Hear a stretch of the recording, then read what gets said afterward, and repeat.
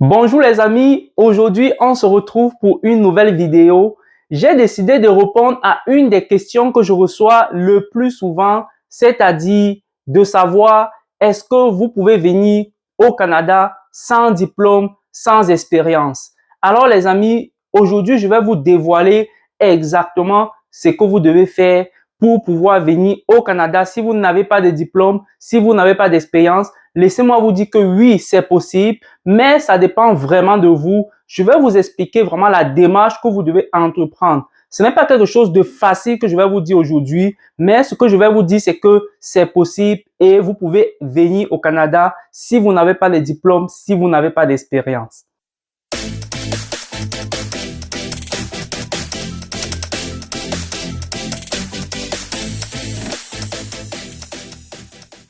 Bonjour une fois de plus, avant de commencer cette vidéo, je me dois de me présenter pour ceux qui sont nouveaux sur cette chaîne. Moi, c'est Christian, je vis au Canada depuis plusieurs années. J'ai décidé de créer la chaîne Comment immigrer au Canada pour vous permettre de réaliser par vous-même votre projet d'immigration au Canada.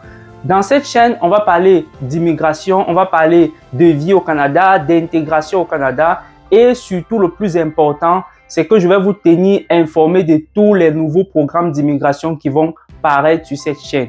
Alors, si tu es nouveau sur cette chaîne, je te demande tout simplement de t'abonner, d'activer la cloche de notification et surtout de partager.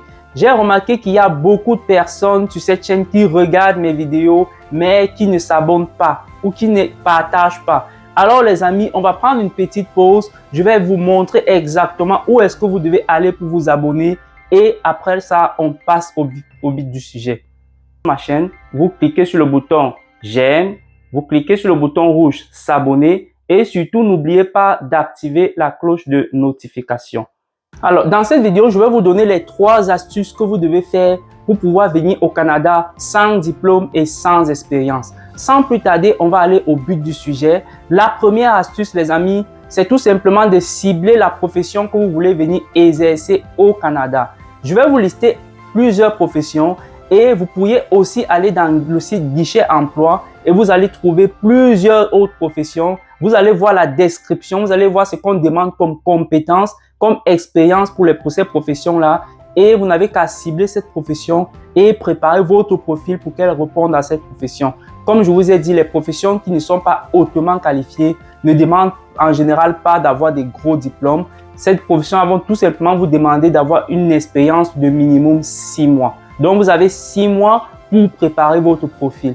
Parmi les professions, vous avez par exemple les professions comme serveur, qui sont des professions très en demande au Canada. Vous avez des professions comme caissier, ça ne demande pas de hautes études. Vous avez des professions comme conducteur de camion. Donc, conducteur de camion, c'est une profession extrêmement en demande et en plus de ça, c'est une profession qui est très bien payée au Canada.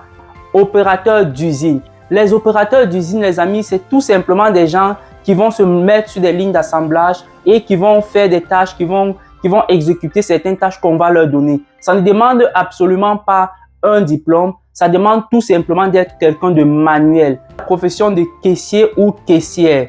Caissier ou caissière, vous savez, c'est une profession qui est aussi extrêmement en demande. Ensuite, une des professions extrêmement en demande, les amis, c'est tout simplement cariste.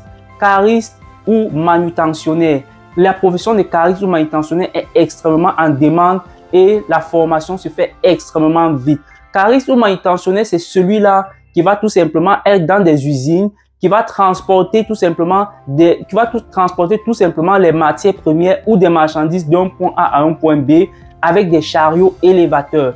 Donc les amis, si vous connaissez conduire des chariots élévateurs ou si vous n'avez pas cette expérience, sachez que c'est une expérience que vous pouvez acquérir très rapidement. Ça ne prend même pas 2 semaines pour faire cette formation-là et vous serez apte pour pouvoir postuler comme cariste, comme conducteur de chariot élévateur au Canada.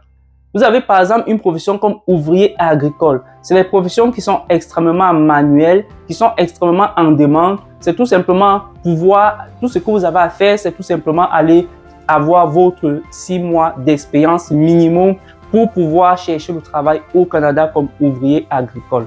La deuxième astuce, les amis, une fois que vous avez ciblé votre profession, c'est tout simplement d'aller chercher votre attestation de formation. Alors, quand je parle d'attestation de formation, je ne demande pas là que vous retournez à l'école, que vous fassiez 2 années, 3 années de formation, mais je vous demande tout simplement d'aller exercer et de demander à votre employeur de vous donner une attestation de formation.